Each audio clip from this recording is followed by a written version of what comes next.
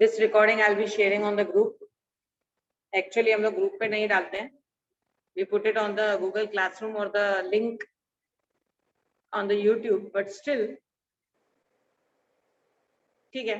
एक अभी कुछ स्टूडेंट्स के यहाँ पे एक्चुअली नेटवर्क का कोई इशू नहीं है. I am sitting in college. न बारिश का इशू है, न इलेक्ट्रिसिटी का इशू है, न नेटवर्क का इशू है, लेकिन इशू है हमारे अटेंडेंस का. बहुत सारे स्टूडेंट्स को अटेंडेंस नहीं देना है. That's their problem. But still आज का दिन ठीक है, मैं कंसिडर कर रही हूँ, क्योंकि वैसे भी ये टॉपिक बिना उसके हमको समझ में नहीं आएगा. आप देखो, let's come to the topic directly. My dear students, what we have done till now. Till now we have completed with section 6.1. Break आ गया, तुम लोग भूल गए हो, पर मैं नहीं भूली हूँ मेरे लिए, क्योंकि हर साल टीवाई में यही चलता है. सेक्शन 6.1 जिसमें हम चेक करते हैं बेसिक कंडीशंस. बेसिक कंडीशंस जो है हमारी 182 डेज या फिर 60 एंड 365. एक बार आपने बोल दिया 182 डेज या फिर 60 एंड 365, उसके बेसिस पे मैं बताती हूँ रेसिडेंट और नॉन रेसिडेंट. अगर एक पर्सन रेसिडेंट प्रूव हो गया, अगर एक पर्सन रेसिडेंट प्रूव हो गया, तो मेरा नेक्स्ट टारगेट, नेक्स्ट टास्क होता है उसको चेक करना कि रेसिडेंट एंड ऑर्डिनरी रेसिडेंट है या resident but not ordinary resident है. ठीक है. दैट मीन्स उसके लिए मैं चेक करती हूँ section 6.6, that is additional conditions. इसका मतलब एट द एंड अगर हम अपनी भाषा में सीखें, अपनी भाषा में सीखें, तो अपनी भाषा हमको क्या बोलती है. पहले मुझे देखना है 2 लड़के जो दरवाजे पे खड़े हैं कॉलेज के गेट पे. पहले मुझे फाइंड आउट करना है उसमें से भारत कॉलेज का स्टूडेंट है क्या, रेसिडेंट है क्या. एक ने बोला नहीं मैं तो मात्रे का स्टूडेंट हूँ, एक ने बोला मैं भारत कॉलेज का हूँ. तो मात्रे वाले को तो मैं छोड़ दूंगी, मुड़ के भी नहीं देखूंगी. मतलब नॉन रेसिडेंट को आप उधर ही खत्म करोगे, उधर ही उसका टॉपिक ओवर. आप उसके आगे नहीं बढ़ते हो. अपना भारत कॉलेज का स्टूडेंट आप फिर फाइंड आउट करोगे कि ये कोई एक्स स्टूडेंट है या करंट ईयर का स्टूडेंट है. ठीक है, करंट ईयर का है तो हम उसके फर्दर डिटेल्स लेते हैं. इसका मतलब we try to find out whether it is R and O R या R but not O R. Resident and ordinary resident है या resident but not ordinary resident है. ये भी हमें क्यों फाइंड आउट करना है, बिकॉज वी नो दैट जो स्टूडेंट एक्स स्टूडेंट है उससे मेरा ज्यादा कोई लेना देना नहीं है. ठीक है, उससे मेरा कोई ज्यादा लेना देना नहीं है. I have to just talk to them, wish them, अरे गुड मॉर्निंग, तुम कैसे आए हो, how are you, where you are working. एक 2-3 सेकंड मैंने उससे बात कर लिया, बहुत बड़ी बात हो गई. नहीं भी बात किया तो चलेगा, उस बच्चे को दुख नहीं होगा, क्योंकि वो मेरे लिए आया भी नहीं है. हाँ, जो करंट ईयर का स्टूडेंट है उसको तो मैं बहुत क्या बोलते ना, उसका तो लेफ्ट राइट लूंगी. उसको पूछूंगी तो गेट पे क्यों खड़ा है, लेक्चर में क्यों नहीं है, राइट. ऑनलाइन लेक्चर है या ऑफलाइन लेक्चर है, why you have come to the college then. अगर लेक्चर्स हो गए दिनों में तो था कि नहीं था, राइट. दैट मीन्स उसकी further inquiry, R and O R की फर्दर इंक्वायरी होती है. ये हम पहले बात कर चुके हैं. ये अभी तक जो मैंने किया दैट वाज रिवीजन. अब हम आगे बढ़ते हैं. अपने कान दिमाग सब खोल के रखना प्लीज. तुम लोगों को मैंने बताया था 3 कैटेगरीज. 3 कैटेगरीज में ऐसा क्या है, क्यों हम ये 3 कैटेगरीज निकालते हैं. आर एंड ओ आर मतलब भारत कॉलेज का स्टूडेंट और करंट ईयर का स्टूडेंट. आप देखो मैं शेड करती जा रही हूँ. R but not O R मतलब भारत कॉलेज का स्टूडेंट लेकिन लास्ट ईयर का स्टूडेंट. और एन आर मतलब भारत कॉलेज का जो है ही नहीं. Resident and ordinary resident, resident but not ordinary resident, non resident. These are the 3 categories. But what is the need for making these 3 categories? This is a chart that will tell you scope of total income हम इसको बोलते हैं. ये आपको बताता है कि हमने सेक्शन 6.1 बेसिक कंडीशंस क्यों लगाया, उसके बाद सेक्शन 6 एडिशनल कंडीशंस क्यों लगाया? इसका मतलब अब तक जो हम सविता मैडम को इतना सहते आए हैं, रेसिडेंशियल चैप्टर करवा रही है कितने दिनों से, हम क्यों कर रहे हैं? ये है उसका reason, scope of total income. Okay, 3 categories. अब क्या दिया हुआ है उसमें देखो, type of income, nature of income दिया हुआ है। फर्स्ट कैटेगरी ROR, आर को हम निकाल देते हैं, मैं सिर्फ OR बोलती हूँ उसको, OR, NOR, NR। NOR और NR में फर्क होता है, गलती मत करना। मात्रेका स्टूडेंट और भारत कॉलेज का एक्स स्टूडेंट, दोनों में फर्क है। एक्स स्टूडेंट में फिर भी मेरा भाग है, मात्रे वाले से तो मेरा लेना देना भी नहीं है। सो NR से मतलब नहीं है, लेकिन NOR से थोड़ा मतलब है। सो वो क्या मतलब है देखो, अब यहाँ पे तुम लोग को समझ में आएगा। लोग बोलते हैं मैं NRI बन जाऊंगा, मैं बाहर का बहुत सारा पैसा कमा के इंडिया में भेजूंगा, मेरे पैसे पे कोई टैक्स नहीं लगेगी। ये सब चीजें क्यों बोली जाती हैं, अब आप समझोगे कि NR बनने का फायदा क्या। ठीक है, अब देखते हैं। देखो, first point, nature of income, income received in India. एक बात याद रखना, इनकम के 3 पार्ट्स होते हैं। इनकम के 3 पार्ट्स होते हैं। एक होता है ड्यू होना, ओके, ड्यू होना। एक होता है deemed to be received. Deemed मतलब समझो मिल गया,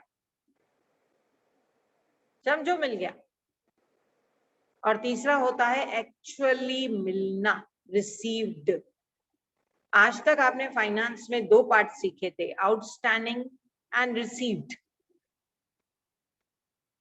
आउटस्टैंडिंग एंड रिसीव्ड। लेकिन यहाँ पे आप तीसरा पार्ट भी सीखोगे। देखो, सेकंड पॉइंट में आपको दिख रहा है income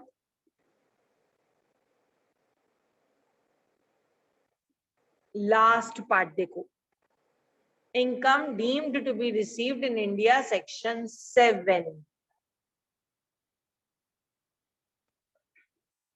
income deemed to be received in India, section 7। ये income deemed to be received in India का मतलब क्या? Income deemed to be received in India मतलब वो पैसा जो समझा जा रहा है कि इंडिया का है, इंडिया में मिलेगा।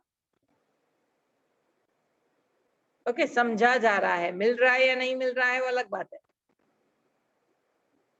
कैसे? इसका एग्जाम्पल क्या है? देखो, फॉर एग्जाम्पल, यहाँ के स्टेट बैंक में मेरा पैसा आया, मैं NRI हूँ, I am non resident in India, सालों से मैं अमेरिका में रह रही हूँ, मैंने शेयर मार्केट में एंट्री किया, शेयर मार्केट ने मुझे डिविडेंड दिया।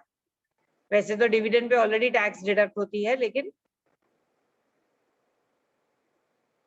फॉर एग्जाम्पल से मान लो मेरे डिविडेंड का पैसा आया 15,000 रुपए। ये 15,000 स्टेट बैंक में जमा हुए। स्टेट बैंक इंडिया की है, it is the income deemed to be received in India.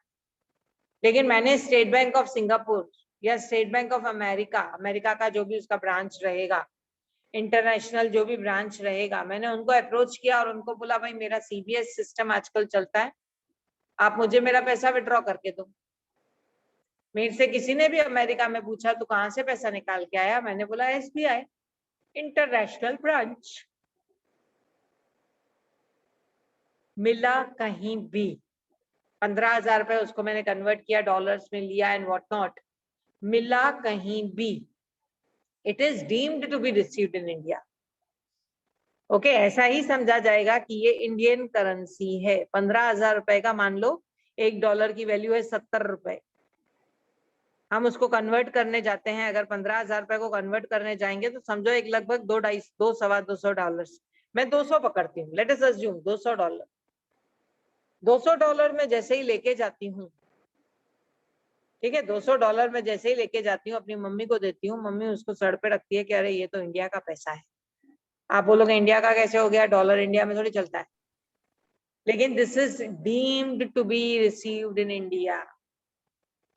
Okay, अगर कोई लैंड इंडिया में थी तो deemed to be received in India.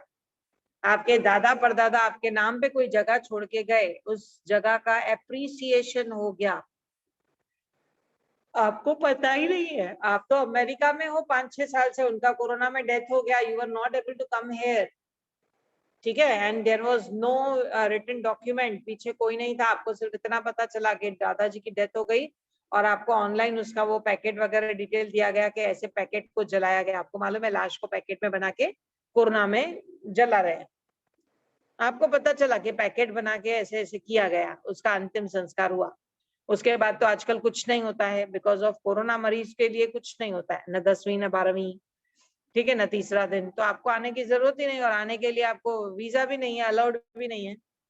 अब दादाजी चले गए 15 मिनट, वैसे हम 12 दिन रोते थे, अभी 12 मिनट रोके खत्म हो गया किस्सा। किस्सा खत्म हो गया कोरोना में। लास्ट ईयर मार्च 20 में मान लो दादाजी expired. I am in America, he was in India, first wave में ही उनकी डेथ हो गई। आज 1 साल के बाद मुझे किसी ने फोन करके बोला तुम्हारे दादाजी की जमीन या तुम्हारे दादाजी का गढ़ पड़ा है, इन्वेस्टमेंट्स पड़े हैं, उसके ऊपर ब्याज आया है, स्टॉक मार्केट में जो उनके शेयर्स थे उन शेयर्स के ऊपर पैसा 5 गुना बढ़ गया है। All that is called as arise और deemed to be received in India. तो याद रखना, इनकम का एक भी हिस्सा अगर इंडिया में है, या वो ड्यू इंडिया में हुआ है या वो रिसीव इंडिया में हुआ है, उसके ऊपर आपको टैक्स भरना पड़ेगा। मैं ये नहीं बोलूंगी मैं अमेरिका में बैठी हूँ, शेयर्स पे कितना पैसा कमाया, 1 लाख, चलो मेरे अकाउंट में ट्रांसफर करो। आप करोगे 1 लाख में से 33.33%, मिनिमम टैक्स 35% है, हम तो 40% मांगते हैं, मान के चलते हैं 40%। मेरे अकाउंट में 60,000 ही जमा हुआ, मैंने बोला भाई 1 लाख जमा होना चाहिए था, 60,000 क्यों जमा हुआ? उन्होंने बोला 40,000 टैक्स का गया। मैंने गवर्नमेंट से झगड़ा किया, इंडियन गवर्नमेंट से, कौन सी टैक्स, मैं तो हूं ही नहीं इंडिया में। उन्होंने बोला आपसे हमारा मतलब भी नहीं है, this is the Indian income, हम तो आपको टैक्स पे कट करके ही पे करेंगे।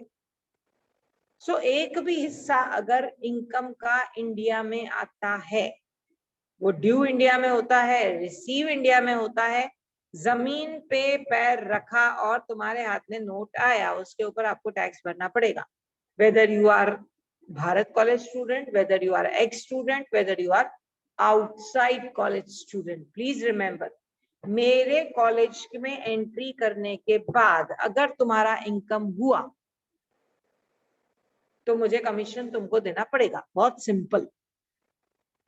इंडिया में पैर रखने के बाद अगर इंडियन इनकम हुआ, whether it is due in India, whether it is received in India, irrespective, you will have to pay tax.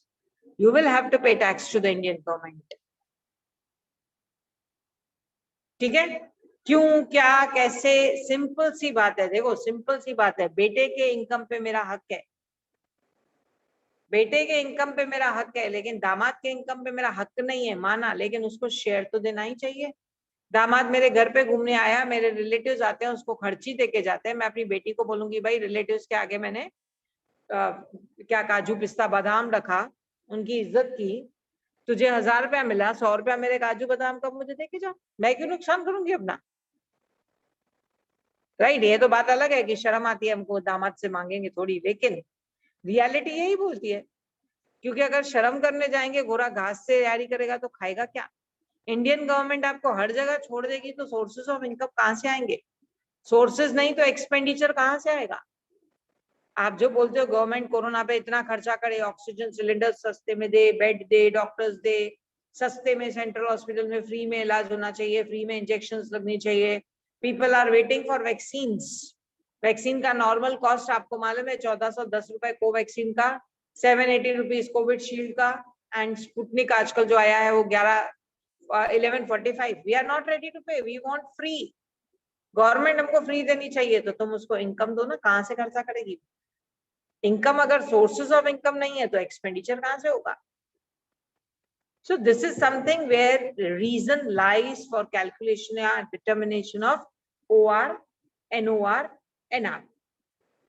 ये बेसिक था जो आपको मैंने समझाया। चलो अब हम लोग देखते हैं कैटेगरीज या नेचर ऑफ इनकम। पहला नेचर ऑफ इनकम है इनकम रिसीव्ड इन इंडिया। मैंने आपको बोला ना पैसा इंडिया में मिला तो तीनों को include include include. What is this include?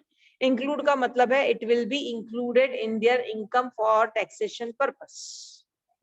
इस इंक्लूड की जगह अगर मैंने वर्ड लिख दिया टैक्सेबल टैक्सेबल टैक्सेबल तो भी चलेगा, तीनों के लिए वो इनकम टैक्सेबल रहेगी क्योंकि इंडियन इनकम है। इंडिया में मिली मतलब इंडिया की है, इंडिया ऐसे ही नहीं देगा, पहले अपना शेयर लेगा। ठीक है, उसके बाद second point, income deemed to be received in India. As I told you, deemed मतलब समझी जाए, समझी जाए। जैसे मैंने आपको बताया पैसा ड्यू हो चुका था, पुराने जमाने के सिक्के दादाजी के कबर्ड में से निकले और पता चला वो तो सोना था। पुराने जमाने के वो छोटे छोटे चिल्लड़ जिसको आप बोलते थे, 10 पैसा, 10 आनी, 1 आनी, वो सब निकले। आपको मालूम है बॉम्बे में उसके रेट्स मिलते हैं, आप न्यूज़पेपर में बहुत पढ़ते हो कि पुराने नोट देके करोड़पति बन जाइए, क्योंकि वो जादू टोने में ये चीजें बहुत यूज होती हैं, पुराने सिक्के, पुराने नोट। बॉम्बे में जाओ, आपसे वो 1 रुपए का पुराना नोट जो चलता था, 4 आने का सिक्का चलता था, 10 पैसे का सिक्का चलता था, they will give you 100 rupees, 500 rupees for that छोटा 5 पैसे का भी सिक्का। 5 पैसे का अगर आपने करेंसी उनको कॉइन दिया तो दे विल गिव यू 500 रुपया। क्यों? क्योंकि वो लोग इन सब चीजों को जादू टोने में यूज करते हैं, जिसमें से वो लोग हजारों कमाते हैं। तो this is income which is arised in India. India में already deem to be receive हो चुकी, आपने अभी तक रिसीव नहीं की है वो अलग बात है, आपको तो डब्बे में पड़े हुए हैं, जब उठाओगे, बेचने जाओगे, देने जाओगे तो आपको पता चलेगा उसकी वैल्यू क्या है। So deemed to be received in India, income जो भी ऐसी है जो जनरेट हुई है इंडिया में या इंडिया में मिलने वाली है, ऐसा समझना है कि इंडिया में मिलेगी, it should be included. Include include include मतलब it should be taxable for all. उसके बाद इनकम एक्रूइंग और arising in India. What is this accrual और अराइजिंग? एक्रूअल और अराइजिंग का मतलब है ड्यू होना, आउटस्टैंडिंग होना। ड्यू ड्यू होना किसको बोलते हैं? आज जैसे फॉर एग्जाम्पल इफ आई से टुडे इज 24th जुलाई, आज मैंने जैसे ही कॉलेज के गेट पे कदम रखा, ठीक है, ये तो चलो कोरोना है, हम घर से काम कर रहे हैं, लेकिन एक्चुअली क्या होता है, रोज आप कॉलेज आओ, आपकी सैलरी ड्यू। ठीक है, अगर प्राइवेट में आप जॉब कर रहे हो, जैसे ही आपने कंपनी के गेट पे पैर रखा, अपनी अंगूठा पंच किया, अटेंडेंस लगा, सैलरी चालू, मीटर चालू है, बोलते ना। So that is your accruing और अराइजिंग, मतलब ड्यू होना। ऐसी इनकम जो इंडिया में ड्यू हुई है, मिली है कि नहीं मिली है, इस मंथ की 24 तारीख हो गई, 24 दिन की मेरी सैलरी ड्यू, मान लो मैं घर जाते हुए मेरी डेथ हो गई, तो क्या मेरे घर वालों को जुलाई की सैलरी नहीं मिलेगी? मिलेगी ना, 24 दिन की। 24 दिन में थी ना कॉलेज में, ओके, 24 दिन की मेरी सैलरी ड्यू हो गई। ठीक है, जैसे ही अगस्त आया, किसी ने उनको बोला सैलरी, उन्होंने बोला नहीं हम दुख मना रहे हैं सविता मैडम के जाने का, छोड़ो हमको सैलरी नहीं चाहिए। अगस्त का मंथ निकल गया, सितंबर निकल गया, अक्टूबर में होश आया, दिवाली आई, दिवाली में पैसे की जरूरत है, कॉलेज को वो लोग फोन करके बोलेंगे हमको सैलरी दो। कॉलेज पूछेगा कौन सी सैलरी? 24 दिन की जो ड्यू हो गई थी।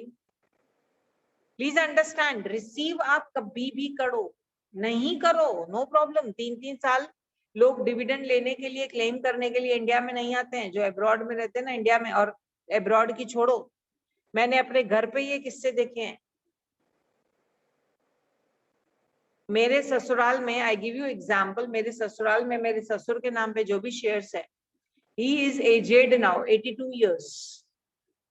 वो अपने ही दुख में परेशान होता है, मुझे ये तकलीफ है, मुझे वो तकलीफ है, मेरा ये प्रॉब्लम है, मेरा वो प्रॉब्लम है। उसके नाम पे डिविडेंड के चेक्स जो भी आए हुए हैं आज तक, अभी तो ऑनलाइन ट्रांसफर होता है, अभी तो सवाल ही नहीं है, लेकिन जो पहले आज तक जो भी चेक्स आए हुए हैं आफ्टर हिज रिटायरमेंट, मुश्किल से मुझे ऐसा याद आता है कि 2 साल तक किसी ने उसके चेक डिपॉजिट किए थे। अब तो कोई डिपॉजिट करने वाला भी नहीं है। वो चेक्स आते हैं, सेल हो जाते हैं, 3 महीने तक उसकी वैलिडिटी होती है, वैलिडिटी खत्म, फेंक दो चेक को, कुछ मतलब ही नहीं है। Why? Because everybody has to go for the job. कौन जाएगा तुम्हारा चेक डिपॉजिट करने के लिए?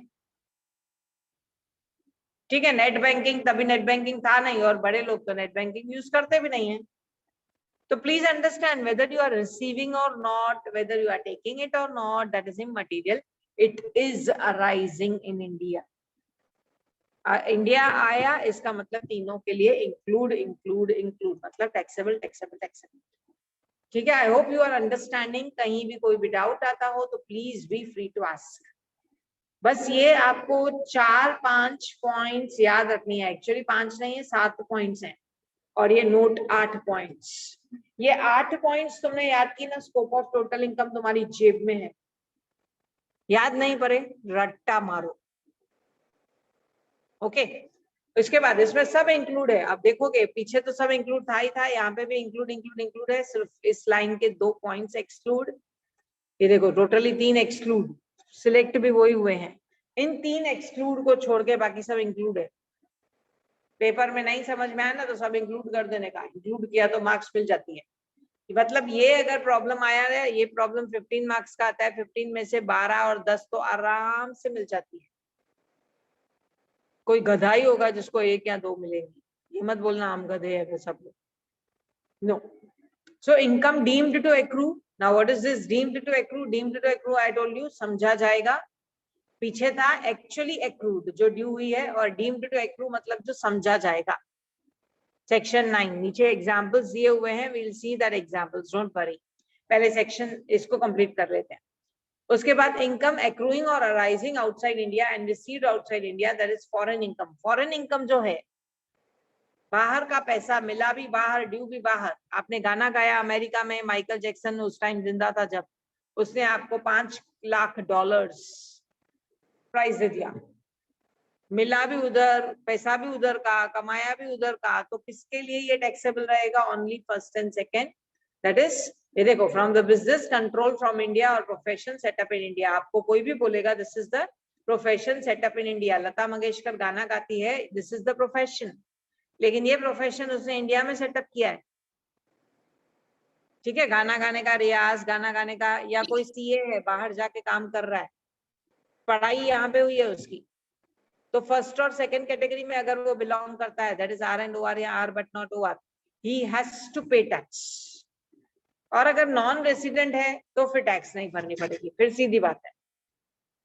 नॉन रेसिडेंट है, बाहर का पैसा बाहर कमाया, फॉरेन इनकम है, फॉरेन इनकम पे नॉन रेसिडेंट टैक्स नहीं भरेगा। ठीक है, नॉन रेसिडेंट फॉरेन इनकम पे टैक्स नहीं भरेगा। अमेरिका में कमाया, अमेरिका में उसके ऊपर टैक्स बढ़ा, you will not pay tax only in case of non resident. Okay, मात्रे का एग्जाम दिया, मात्रे का रिजल्ट आया, वो उसको मुझे बताने की कोई जरूरत नहीं है। He is excluded, non-taxable, non-inquiry doing, no inquiry doing from that student. Okay, so from the business control from India, you can see include, include, exclude. Second is from the business controlled outside India, जिसका India में कोई part नहीं है, फिर भी जो are and O are है ना, उसके लिए आप देखोगे सब इंक्लूडेड है। आर एंड ओ आर मतलब मेरे भारत कॉलेज का करंट ईयर का स्टूडेंट, एक्टिविटी कॉमर्स की हो, सीएसआईटी की हो, मैं उसको बोलूंगी तू अटेंड कर, और उसको अटेंड करना ही पड़ेगा। ठीक है, because he is R and O are.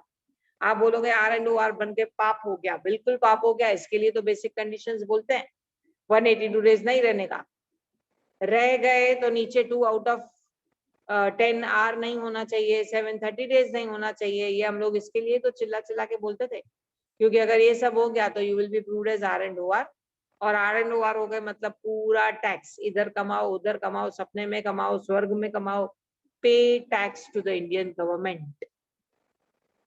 देखो प्रॉब्लम टैक्स पे करने से नहीं है, प्रॉब्लम कहाँ आती है? Calculation, because when you earn income in other country it is in the form of dollars, dollars के ऊपर आपको टैक्स यहाँ पे कन्वर्ट करके रुपीज में यानी कि पे करना पड़ेगा हद से ज्यादा।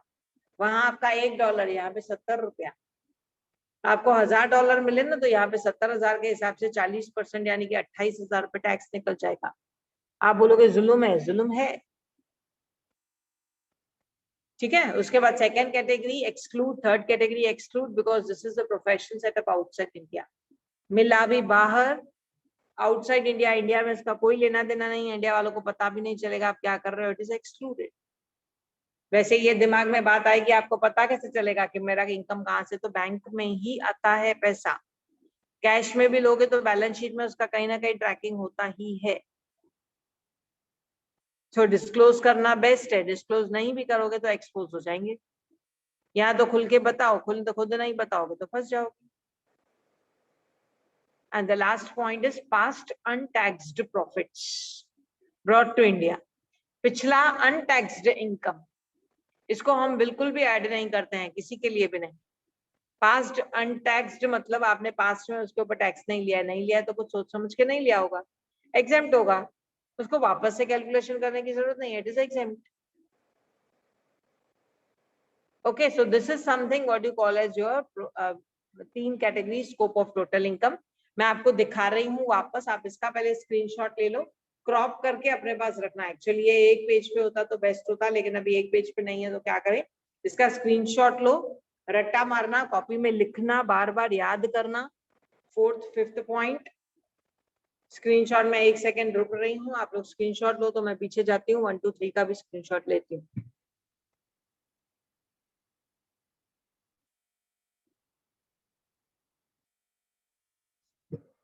Yes, let us see the 1 2 3 point, उसका भी स्क्रीनशॉट ले लो और प्लीज इसको कॉपी में बना के लिखना, बना के लिखो, रखो कहीं पे, इसको चिपका दो ताकि आप उसको रोज रिवाइज कर सको, नहीं तो एग्जाम आने तक आप इसको भूल जाओगे, भूल गए तो फिर ये 15 मार्क का टॉपिक आपकी जेब से बाहर, कोई कुछ नहीं कर सकता है। तो प्लीज अच्छे से इसका स्क्रीनशॉट निकाल के इसको कॉपी में डालो और उसको नोट डाउन, मतलब उसको रट्टा मारो। आपके दिमाग में डाउट्स होंगे, deemed to be received, deemed to be arise, accrued और अराइज, बिल्कुल इन डाउट्स को अपने साथ रखो। आगे जब हम लेक्चर में प्रॉब्लम्स करेंगे you will clarify your doubts, ठीक है, कोई प्रॉब्लम नहीं है। लेकिन अभी का अभी मत सोचो कि अरे ये मुझे नहीं पता चला, वो मुझे नहीं पता चला। फिर भी मैं तुम लोग को ये सेक्शन 7 दिखाना चाहूंगी, जिसको देखना है देख।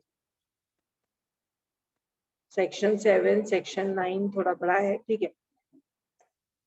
Section 7 income deemed to be received in India, annual accreditation to the credit balance of RPF, recognised provident fund में जो भी पैसा डालोगे 15 साल तक हम उसको निकाल नहीं सकते, तो 15 साल तक हम देखते भी नहीं है ब्याज कितना मिला, क्या हुआ। बैंक अकाउंट में पैसा आता है, हम लोग पैसा निकालते हैं, उसके ऊपर ब्याज कितना हुआ हम देखते भी नहीं है, that is accrued income deemed to be received in India. Excess contribution जो मिला, deemed income. Transfer balance, contribution by central government to pension scheme, ये सब डीम्ड इनकम है, इंडियन इनकम माना जाता है। उसके बाद next is income deemed to accrue, ये था income deemed to be received, actually India में मिला ऐसा हम समझ रहे हैं, और ये इंडिया में ड्यू हुआ ऐसा हम समझ रहे हैं। तो कौन से केस में, अगर किसी का बिजनेस कनेक्शन है इंडिया में जिसके कारण उसने इनकम कमाई है, राइट, या फिर maintaining of branch office, appointing an agent, having a factory, कोई भी रीजन हो जिसके कारण आपको इंडियन इनकम मिल रही है, उसको आप क्लियरली इंडियन इनकम मानोगे एंड उसके ऊपर टैक्स पे करोगे, वेरी सिंपल। ठीक है, सो नेक्स्ट लेक्चर में हम लोग इसके 2-3 प्रॉब्लम्स करेंगे, you will be able to do it and understand it, don't worry. फिलहाल जो मैंने आपको स्क्रीनशॉट्स बोले थे निकालने के लिए, उसको प्रॉपरली एक कॉपी पे बना के कहीं चिपका के रखो, रिवाइज करते रहो। सो चलो, I am stopping with the share, participants का क्लिक ले लो प्लीज। इसका रिकॉर्डिंग में इस पे डाल देती हूँ, यस, इसका रिकॉर्डिंग मैं ग्रुप पे डाल देती हूँ, यूट्यूब पे डाल के ग्रुप पे डाल देती हूँ, don't worry, at the end of the day आपको मिल जाएगा, एक बार रिवाइज कर लेना। चलो बाय बाय।